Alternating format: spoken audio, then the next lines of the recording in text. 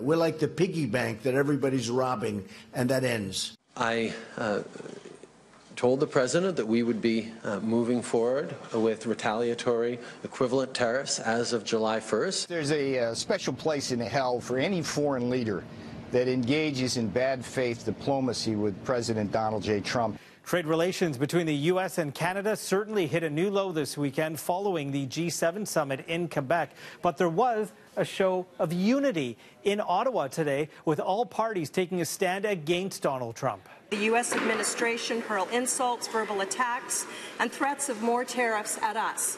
We are all Canadians first, and we will stand with Canadian workers and the families impacted by this escalating trade war.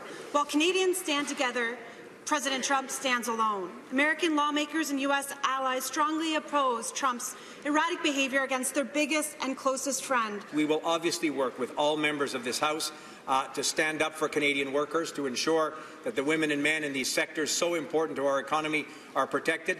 Of course, this all started after Trump placed heavy tariffs on aluminum and steel being imported into the U.S. Now, the White House is trying to downplay what happened in Quebec over the weekend between America and its closest allies.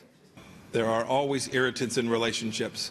I am very confident the relationships between our countries, the United States and those G7 countries, will continue to be move forward on a strong basis.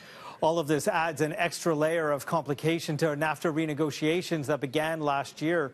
John Geddes has been covering federal politics for Maclean's magazine for decades and has covered complicated trade negotiations in the past, but says what Donald Trump has done this time around is unprecedented. He's changed the terms of trade negotiations from them being premised on the idea that there could be some kind of mutually advantageous outcome to a blunt description of how he wants an outcome that is unilaterally advantageous for the United States. He really doesn't disguise that fact. So veteran trade negotiators sort of look at what's going on here and they kind of go, how do we even gauge, how do we judge this kind of rhetoric? He's thrown the rule book for what free trade talks among Western industrial democracies are supposed to be all about. It's a new ballgame.